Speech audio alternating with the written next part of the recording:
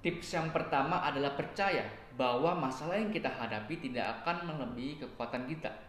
Yang namanya sedang memproses sesuatu sudah pasti tidak akan lancar-lancar saja. Melainkan kita pasti akan menghadapi masalah demi masalah karena manusia tidak lepas dari masalah. Namun Tuhan Yesus telah berjanji pada firman-Nya di 1 Korintus 10 ayat 13 bahwa pencobaan yang kita alami tidak akan melebihi kekuatan manusia, tidak akan melebihi kekuatan kita, melainkan dia akan memberi jalan keluar untuk kita agar kita bisa menanggungnya, asalkan kita percaya penuh kepada Tuhan bahwa masalah yang kita hadapi itu merupakan titik di mana ya Tuhan ingin memproses kita. Memproses apa? Memproses iman rohani kita. Percaya nggak kalau Tuhan sanggup? Dan memproses kita untuk lebih mengetahui lebih detail atas apa yang sedang kita proses, agar kita tidak melakukan kesalahan yang sama. Itulah tips yang pertama dari memproses sesuatu. Tips yang kedua adalah percaya bahwa kita tidak akan jatuh sampai tergeletak.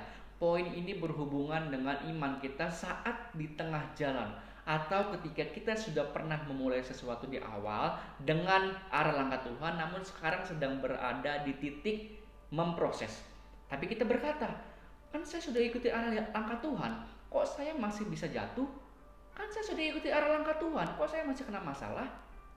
Kita kembali diingatkan bahwa manusia tidak lepas dari masalah. Namun Tuhan Yesus telah berjanji pada firman-Nya di Mazmur 37 ayat 24 bahwa Dia tidak akan membiarkan kita jatuh sampai tergeletak, sebab Tuhan menopang asalkan kita setia pada arah langkah-Nya, berusaha sekuat tenaga kita dan berserah padanya, dan juga hidup berkenan di mata Tuhan, maka Tuhan pasti akan selalu menyertai kita dan tidak akan membiarkan kita jatuh sampai tergeletak. Tips yang ketiga adalah mengucap syukur dan jangan khawatir.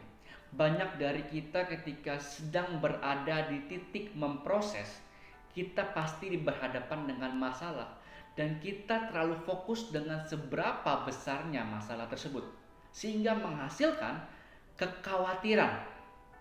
Dan ketika kita terlalu fokus sama kekhawatiran ini, kita akan melupakan seberapa lebih besarnya Tuhan kita di atas masalah-masalah ini. Dan firman Tuhan sudah berkata di Filipi 4 ayat 6 bahwa kita jangan khawatir, melainkan kita harus menyatakan keinginan kita dalam melepas kekhawatiran tersebut di dalam doa kita dengan ucapan syukur. Mengucap syukur atas apa yang telah terjadi hari ini. Sekalipun itu masalah yang kita hadapi, kita harus tetap mengucap syukur dan percaya bahwa masalah tersebut memproses kita untuk menjadi pribadi yang lebih baik. Itulah tips. Tips yang keempat adalah jangan ngeluh sama cara Tuhan. Kita bisa lihat pada firman-Nya pada Yosua 6 ayat yang kedua. Di sini Tuhan berkata kepada Yosua dengan berkata, seisi Yeriko akan Tuhan serahkan kepada Yosua, namun dengan caranya Tuhan.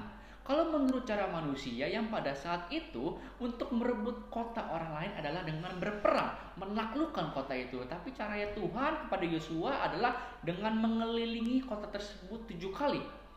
Dan di Yosua 6 ayat 10, seiringan bangsa itu mengelilingi kota tersebut tidak boleh berkata sepatah kata apapun. Yang berarti kita diajar untuk tidak mengeluh dengan caranya Tuhan.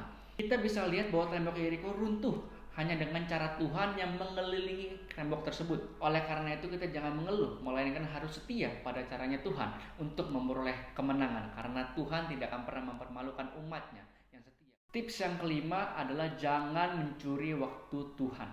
Banyak dari kita yang sedang berada di titik memproses, kita menjadi tidak sabaran untuk mencapai goals kita. Bahkan kita keluar dari caranya Tuhan. Bahkan lagi kita menggunakan cara yang tidak berkenan di mata Tuhan untuk mencapai goals tersebut. Seperti korupsi misalnya. Itu sangat tidak benar, tidak berkenan di mata Tuhan. Oleh karena itu kita tidak boleh mencuri waktu Tuhan. Sekalipun kita lewati cobaan, semua badai semuanya, kita harus tetap percaya, iman kita tidak goyah, bahwa percaya bahwa Tuhan itu tidak akan pernah terlambat tepat pada waktunya. Karena waktu Tuhan itu pasti yang terbaik. Dan Tuhan sudah perhitungkan semuanya. Perhitungan kita beda dengan perhitungan Tuhan. Perhitungan Tuhan itu sudah pasti baik ujungnya, menghasilkan sukacita. Itulah tips yang kelima.